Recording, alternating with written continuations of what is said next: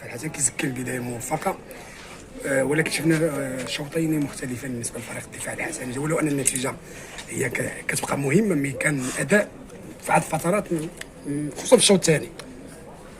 فبالنسبه كنعرفوا ملي كنكونوا باغيين نلعبوا واحد المقابله مهمه بهذا الشكل هذا، لانه ليسونسيال اليوم فهموا الدراري بانه اشنو كيتسناهم وشنو كيتسناهم في العبدي، لانه اليوم الفروق كامله غادي تجي غتوجد لك، والعبدي غادي يشهد مقابلات اللي هي كبيره ومن هذا النوع.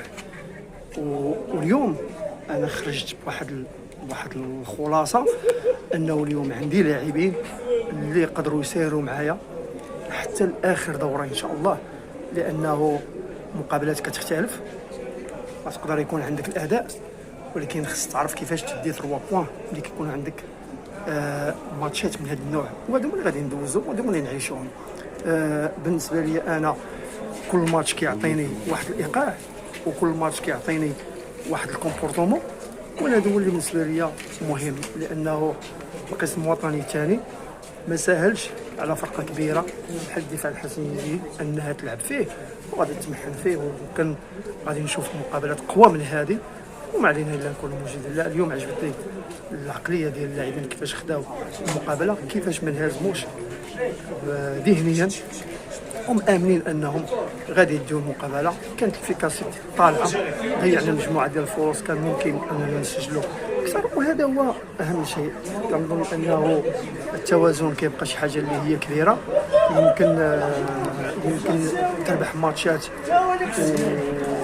وانت مقتنع ومن بعد تصطدم بواحد الواقع اخر. اليوم عطاتنا مجموعه ديال الامور. فريق نادي الثلاثه فريق جيد، راه ماشي فريق جيد بمرجعيه ديالو، كيلعب بواحد الارث اللي هو ديالو، خارج من سلسله ديال ماتش قبيح. الانسان كان كيتوقع اننا غادي نلعبوا مقابلات سهله، نو شوف كاع مقابلات اليوم غادي يجيو غيوجدوا الجديده كما يجب، ومرحبا بهم. حنا كاملين خصنا نضاربوا باش نقدروا نخرجوا الفرقه من هذه تحت اي ضغط. الجماهير خصها تزيد تحضر بواحد الشكل كبير، خص الملعب العدي تبدل فيه كاع داكشي اللي كان من قبل. اليوم خصنا نوجدوا بكل ما تحمله كامله من بعد. الطريق ديالكم مباراه كتلعب تحت الضباب كتيف، يعني الجوال اللي كانوا مكرسين اكثر بطبيعه الحال.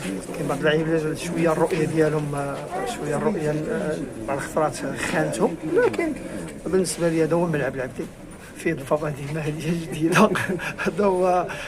لا الحمد لله الامور كامله غنتعاملوا معها ان شاء الله بواحد الشكل اللي هو ايجابي. الانطلاقه كتبقى مهمه، ما نساوش واحد الحاجه انه لعبنا اليوم حنا الاولين، وهذه واحد الامور اللي هي جد صعبه، لانه كان ولا بدا ما خصنا نحطوا البريسيون على فرق اخرى. وهذو من الحوايج حنا اللي قلنا نسيستي عليها باش من بعد نبداو نعرفوا شكون اللي يقدر يجاري البريسيون، وهذا هو القسم الوطني. التسجيل هذا واش ما تقلقتيش انه تسجلوا لك 2 اهداف؟ كانت المقابلات بدون تقلق الفريق لاي هدف، ولكن اليوم 2 اهداف فبطبيعه الحال الا ما كتقول لا، ولكن شوف اليوم سجلنا 3 ديال الاهداف، سجلنا مجموعه ديال الفرص ديال الفرص 4 اهداف، كانت الفيكاسيتي طالعه. فرحت انه سجل زوما اليوم، ايمانويل دار لقاء كبير، زين الدين سجل، يعني الصوتي دخل عطانا. شوف ملي كتجي كتشوف القراءه، فالحمد لله كتقول لي انه